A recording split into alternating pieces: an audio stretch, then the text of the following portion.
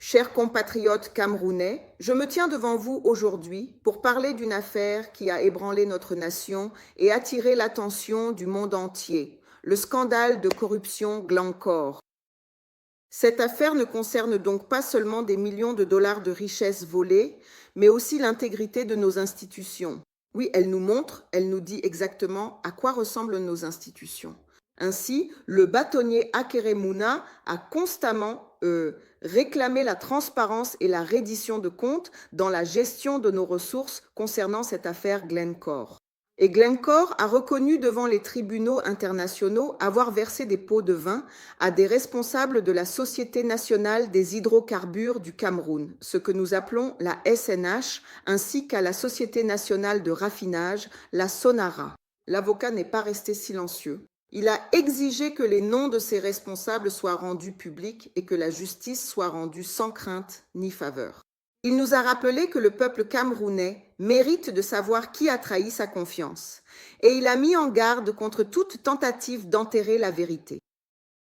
Mais nous en sommes là, nous ne savons pas. Aucun nom n'a été publié, rien ne s'est passé, et nous restons toujours les mêmes.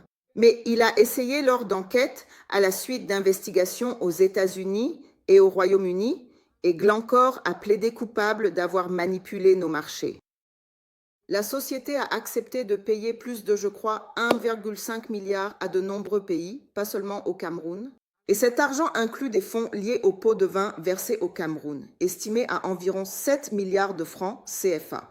Donc cet argent appartient en principe au peuple camerounais. C'est une richesse qui nous a été volée par la manipulation, la tromperie et la collusion. Elle aurait dû être investie dans les écoles, les hôpitaux, l'emploi et les infrastructures. Et aujourd'hui, nous pensons que cet argent ne devrait pas être restitué immédiatement. Oui, mes chers concitoyens, nous devons nous poser une question douloureuse. Si cet argent revient aujourd'hui au Cameroun, servira-t-il vraiment le peuple? La triste réalité, c'est que notre système de gouvernance reste profondément compromis. Les mêmes institutions qui ont été infiltrées par la corruption, celles censées protéger notre pétrole et nos ressources naturelles, restent encore enveloppées de secrets. Les mêmes acteurs ou réseaux qui ont permis que les pots de vin circulent sans contrôle pendant de nombreuses années sont toujours en place. Donc si les fonds sont restitués dans les circonstances actuelles, il y a tous les risques qu'ils disparaissent à nouveau, absorbés par des poches privées, utilisés pour financer le clientélisme ou perdus dans les méandres de la corruption. Rendre l'argent sans réforme, c'est comme verser de l'eau dans un pot cassé. Oui, elle disparaît et le peuple reste assoiffé. Alors, quelle est la voie à suivre? Avant que tout recouvrement ne soit transféré, le Cameroun doit démontrer un changement. Nous avons besoin de transparence, de la divulgation complète de tous les responsables impliqués par Glencore, et il doit y avoir une protection. Il doit y avoir responsabilité et sanction de ceux qui ont trahi la confiance de la nation. Il doit y avoir des réformes institutionnelles, un renforcement du tribunal pénal et tous les organes de lutte contre la corruption doivent devenir indépendants et efficaces. Ces fonds peuvent être utilisés pour les écoles, les hôpitaux, l'eau, la création d'emplois, tant de projets, et ils peuvent bénéficier à notre peuple. Le Cameroun est une nation bénie de ressources abondantes et de citoyens résilients, mais les bénédictions seules ne peuvent pas nourrir nos enfants ni construire notre avenir. Seule la justice, la responsabilité et la transparence peuvent le faire. Honorons le courage de celles et ceux qui nous rappellent que notre pays mérite mieux. À l'image de Lilipac, exigeons des réformes avant d'accepter le retour des richesses volées. Travaillons ensemble pour qu'un jour, chaque franc récupéré parvienne à son véritable propriétaire, le peuple camerounais. Oui, cela doit être notre combat aujourd'hui et c'est pourquoi Lilipac est ici pour vous en parler. Faites confiance à l'équipe, faites confiance à Lilipac. Nous sommes ici pour récupérer toutes les richesses volées. Nous sommes ici pour vous dire que restituer ces richesses au Cameroun aujourd'hui est une perte de temps. C'est comme si rien n'avait été récupéré. Et l'affaire est tellement claire, car Glencore a reconnu avoir été impliqué dans des affaires de corruption au Cameroun. Cependant, nous attendons toujours de connaître ceux qui ont été impliqués. Ceux qui ont trahi la confiance, nous aimerions les identifier, car ils doivent répondre devant la loi. Et c'est pourquoi nous demandons à toute personne ou institution internationale censée restituer cet argent au Cameroun de ne pas le faire pour l'instant. Nous leur demandons d'être patients. Retenez cet argent pour nous, car nous en avons besoin pour développer le pays.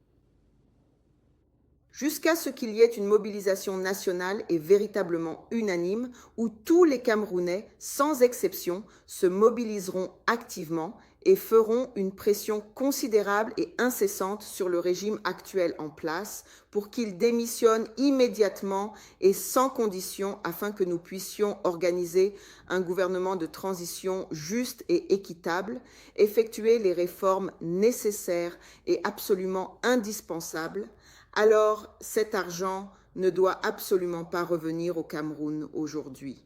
Lilipac défend fermement cette position essentielle et cruciale. Nous tenons à remercier tous ceux qui ont fait confiance à ce mouvement jusqu'à présent. Nous voulons remercier notre leader serviteur pour cette merveilleuse initiative, le professeur Franklin Niamsi. Et je veux saisir cette occasion pour dire qu'aujourd'hui, il était au tribunal en France. Nous unissons toutes nos voix avec une détermination inébranlable pour lui dire que nous le soutenons pleinement et sans réserve. Nous soutenons son projet avec conviction et engagement. Nous sommes solidaires, fermement unis, contre quiconque le harcèle injustement ou tente de lui nuire. Nous sommes à ses côtés, toujours présents et dévoués, pour le défendre et le protéger. Mes salutations vont également à notre secrétaire générale, Maître Corinne Atangana, qui a toujours travaillé sans relâche pour s'assurer que nous recevions toutes les réparations. Donc, pour chaque somme d'argent volée, pour toutes les affaires de corruption, souvenez-vous, elle s'en occupe. Et elle veillera attentivement à ce que nous soyons pleinement et justement indemnisés pour tout préjudice subi. Je tiens sincèrement à remercier notre très compétent secrétaire chargé des affaires sociales et des questions humanitaires, le distingué Dr Mungu Jan-Eve. Bravo pour son excellent travail et son dévouement exceptionnel. Restons unis, solidaires et profondément engagés. Et à notre jeune et dynamique Adrian Kala, le secrétaire aux affaires de la jeunesse, un immense bravo pour son dévouement et son travail acharné. Dit à toute la jeunesse, à chaque jeune citoyen, qu'il est grand temps de rejoindre activement le mouvement, de participer pleinement à cette cause essentielle et de construire ensemble un avenir meilleur pour tous. Et à toute mon équipe spéciale et dévouée au Canada, je vous remercie sincèrement pour votre travail remarquable et exceptionnel. Lilipac Canada pour toujours. Et au grand public, je veux dire tous ceux qui ont entendu et même ceux qui n'ont pas entendu, tous les sympathisants et toutes les autres personnes qui aiment Lilipac, c'est le moment de rester ferme. Faisons-le ensemble. Oui, nous pouvons le faire. Si vous regardez les vidéos en anglais de notre SG, Maître Corinne, et de notre leader, le professeur Franklin Niamsi, ils disent « Faites confiance à nos dirigeants, faites confiance à Lilipac, et le moment approche. » Nous comprenons parfaitement l'importance de l'équilibre des pouvoirs et nous sommes capables de l'assurer. Alors, unissons simplement nos forces et disons non au régime Biya. Biya est encore sorti comme d'habitude pour provoquer le peuple. Il ignore tout le monde. Les gens se plaignent, ils pleurent, ils vont au tribunal et disent qu'ils ne trouvent pas leur président, ils les ignorent et gardent le silence. Et quand il doit s'adresser aux communautés internationales ou à des dirigeants étrangers, il sort de sa chambre et il parle juste pour vous dire « Je ne vous dois rien, je dois aux dirigeants français ». Nous ne pouvons plus faire confiance à Biya, nous ne pouvons plus faire confiance à Biya pour diriger ce pays. Il est temps que nous disions tous non. Il est temps que nous lui disions tous que nous en avons assez des provocations, que nous en avons assez d'être ignorés. S'il n'y a pas de Camerounais, il n'y a pas de Biya. Il a donc toutes les raisons de nous répondre. Et c'est le seul moment où nous pouvons nous lever ensemble et dire non. Alors, pour tous ceux qui sont occupés avec ce que mon leader appelle la préélection, vous perdez votre temps. Tout a déjà été arrangé. Les résultats seront proclamés en sa faveur. Tous ces nombreux leaders de l'opposition individuelle qui pensent pouvoir gagner les élections seuls, tout cela n'est qu'un simple jeu politique et ils jouent parfaitement leur rôle dans ce jeu. Vous, le peuple, êtes la véritable victime de cette situation. Prenez une décision aujourd'hui et dites non à tout cela et levons-nous pour nous mobiliser. Le pouvoir, ou plutôt le pouvoir, doit revenir au peuple. Merci beaucoup et passez une merveilleuse journée. Et ici encore, vous retrouvez Dina Hélène, la secrétaire chargée de la sécurité et des affaires stratégiques de l'ILIPAC. Merci.